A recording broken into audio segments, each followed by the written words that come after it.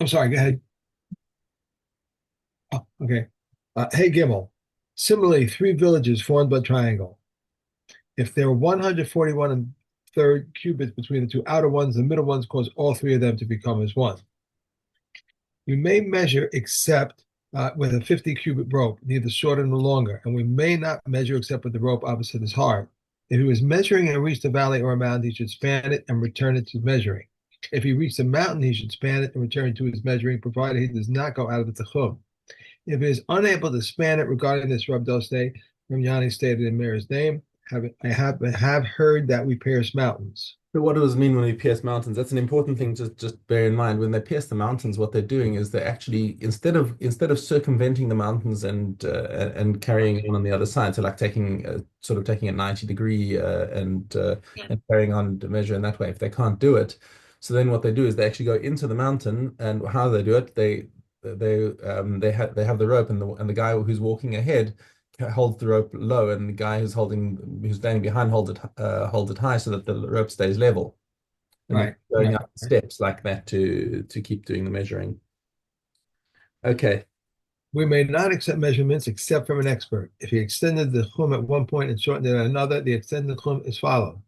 If one extended it while another shortened, the one who extended it is followed. Even a male slave, even a female slave, is believed to say, until here is established the chum, for the sages do not state this law to be stringent, but rather lenient. But Yeah. All right. Irshal Yachid it says Irshal Rabim. Okay, so let's at first get some background over here. An Irshal Yachid, a town that's owned by an individual, basically is a guy who's a big landowner who owns Mhm. all the houses in the town and just rents them out. Okay, and that's basically your situation over here. And he wants to make an Eruv. It's an interesting thing why this Mishnah appears at this point in this chapter, because up until now we've been dealing entirely with the Eruv Techumin, and now suddenly Right. we switch context to Shituf Mavos or Eruv Chatzeros, and then in the next Mishnah we got to switch back to Eruv Techumin. So there's a lot of commentators are raising their eyebrows as to why this Mishnah was placed at this point in this period, because it's a complete context switch. Um, but at any rate, the the point that we're going to make over here is that when you have an individual who owns the entire city, then it's fine to make a shituf on the entire property, because basically it's one person's property, and we can make the entire city. But if it's like a normal town where everyone has their own land holding and whatever, you can make a shituf mavos, but you are not allowed to enclose the entire city. You have to leave a certain area uh, uneruv. Why? Right. Because you want to have some sort of zecher to the fact that it's us to carry there. Otherwise, you're going to Mhm. have a situation where people forget that there's such a thing as not carrying in the Rosh Hashanah. Okay, so I don't know actually how they handle that in Israel,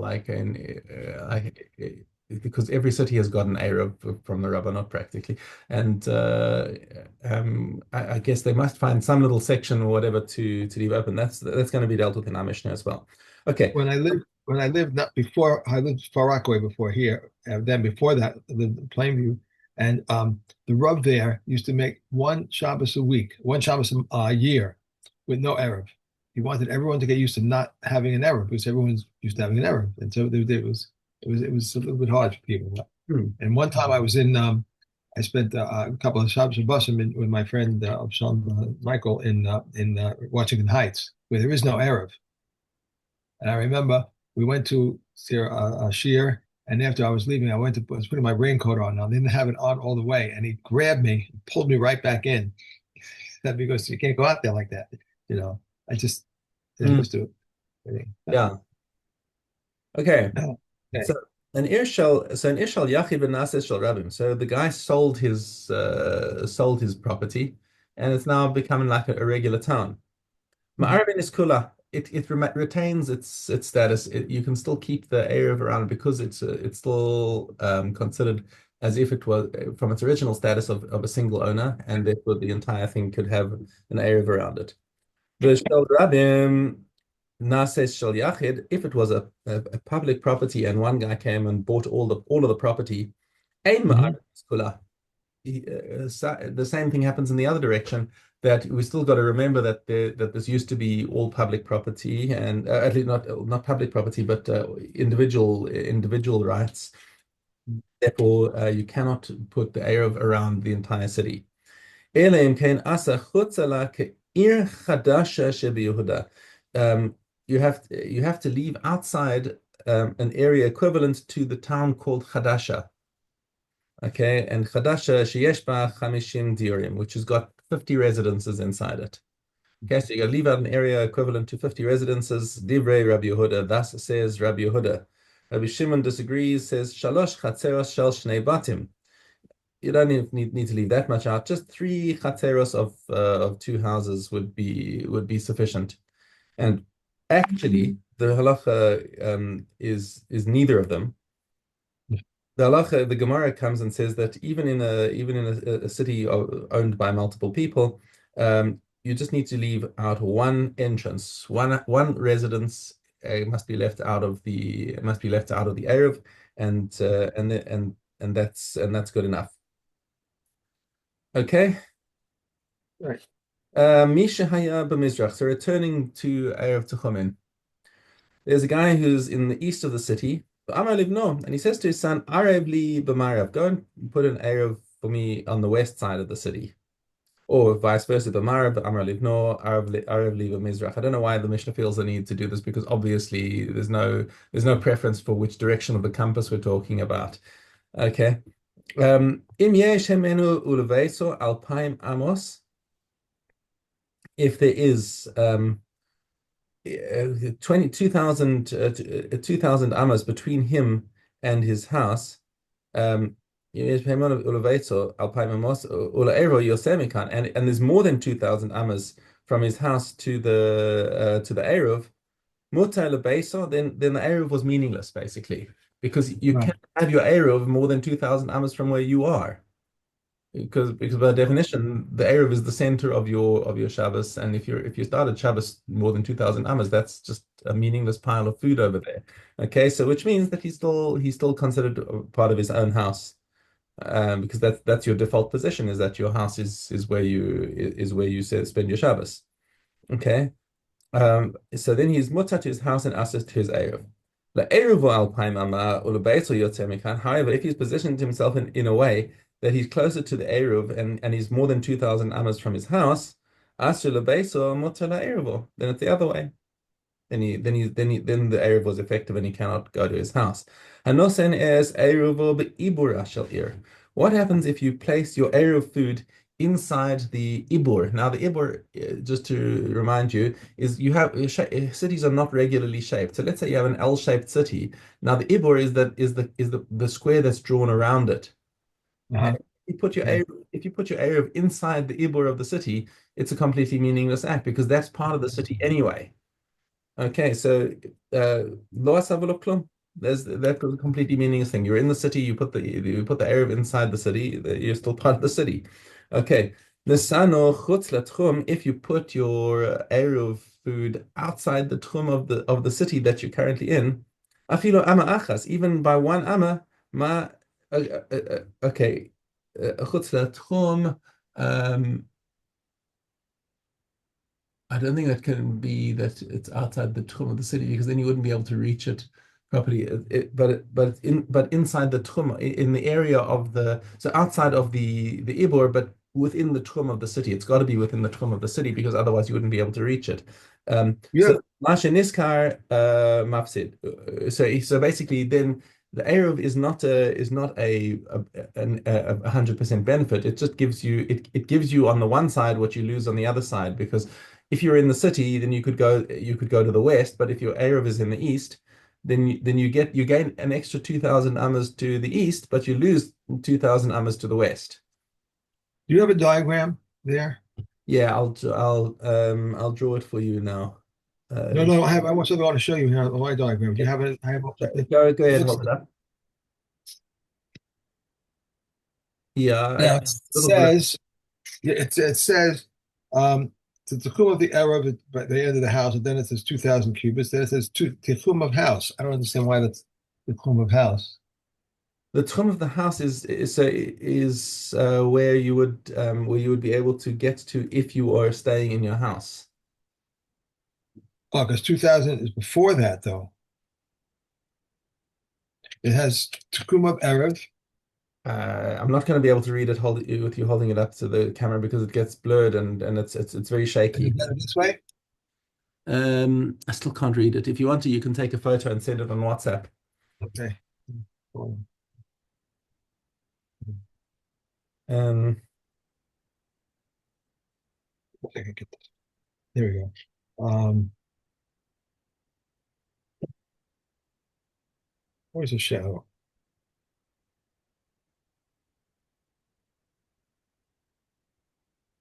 Did it came up? Okay. Okay, good. All right, that'll show it. Let me send it. WhatsApp. Here's WhatsApp. Here it is. WhatsApp. Um,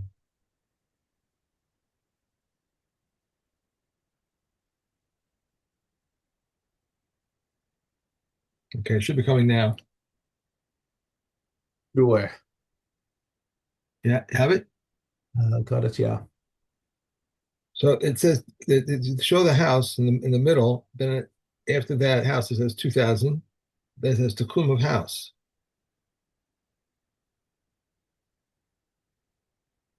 Um, okay, so the trim of the house. Okay, so the trim of the house goes. Okay, so if the house is on the left hand side, is always the house in? Oh, the house is in the middle. That's the white square, Right. right? Well, gray square mine, but Okay. I'm the little white square is the okay. So it's the house of the guy. Okay, so the trim of the house is 2,000 amas. Right. Okay, I see that now. Okay, so it's 2,000 amas in each direction. Now he places his arrow food on the little black dot. it'll Okay, block that of the 2000 or the little block dot. It says arrow of the guy. I don't know. Is it AB? A B, right? It says house and this Erev of A B. Yeah, Erev of A So B in the middle of the house. if he puts his area of food right on the edge of his of there, then from his house he can go to the area of food and he can go further 2,000 amas on the other to the other direction.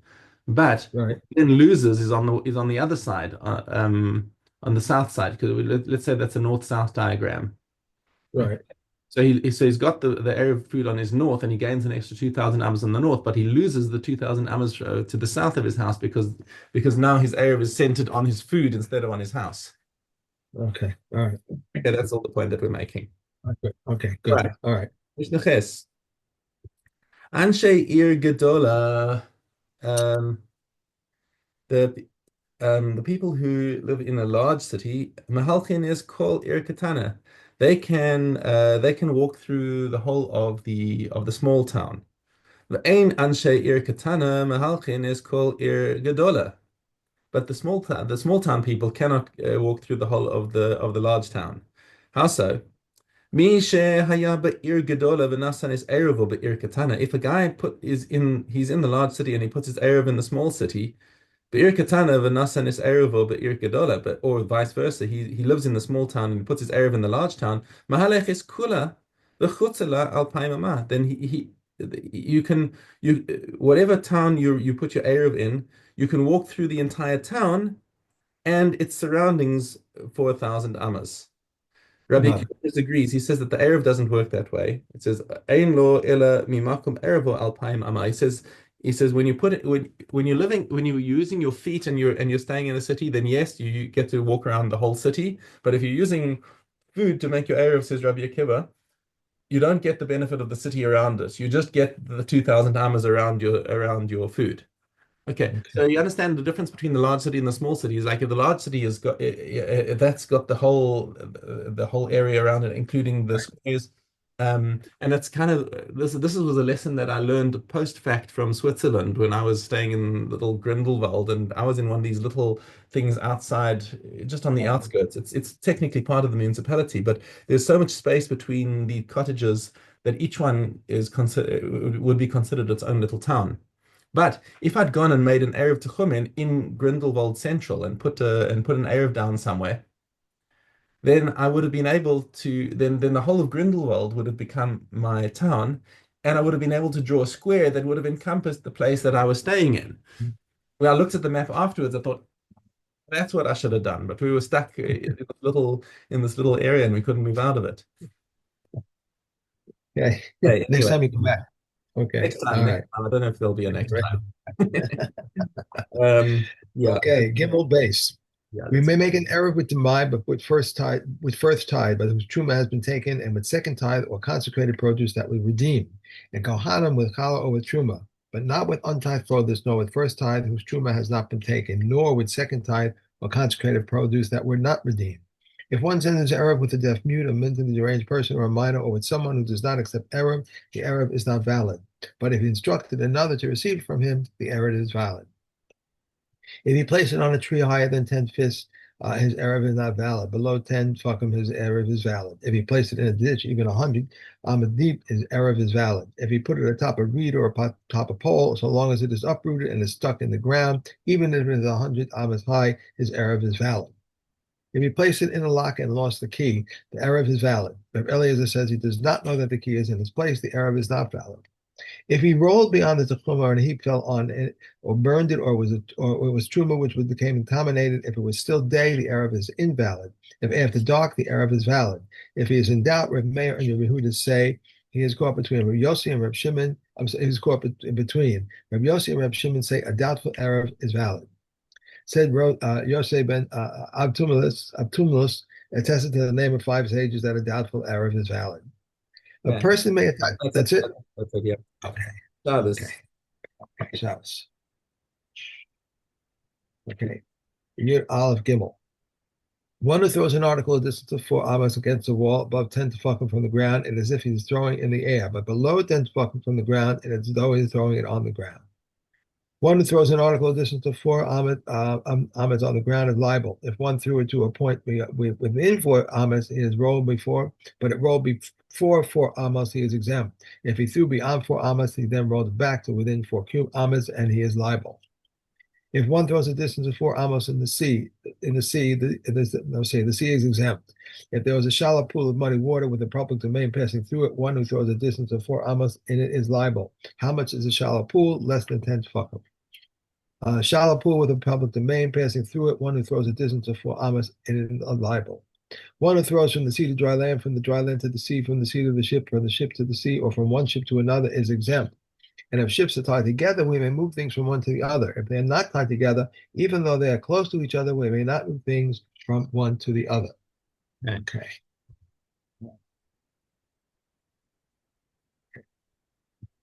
And Jumos.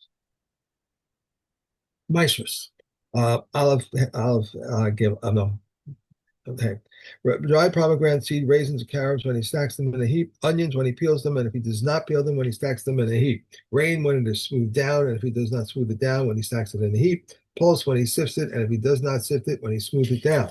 Even though he smoothed down, he may take from the fragmented and from the sides and from whatever there is inside the husks and eat. Wine, after it has been skimmed, though it has been skimmed, he may collect it from the upper wine press from the duck and drink. Oil, when it descends into the trough, though it has descended, he may take from the press basket and from between the pressing stone and the pressing boards and put it in a cake or a dish, but he may not put it into a pot or saucepan while they are boiling. The Yehuda says he may put anything except that which contains vinegar or brine. A cake of figs which he has smoothed down, one may smooth down with figs or grapes of tevel. Rabbi Yehuda forbids. If it is smoothed down with grapes, it is not redeemed susceptible to uncleanliness, and Rabbi Yehuda says it is renderable susceptible. Dried figs when they are stamped down and a store bin when they are pressed together. If one was stamping down a jar or pressing together in a store bin and the jar broke or the store bin opened, he may not eat from them a chance meal, but Rabbi Yossi permits.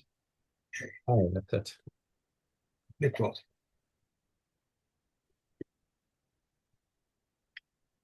Okay. Chest base.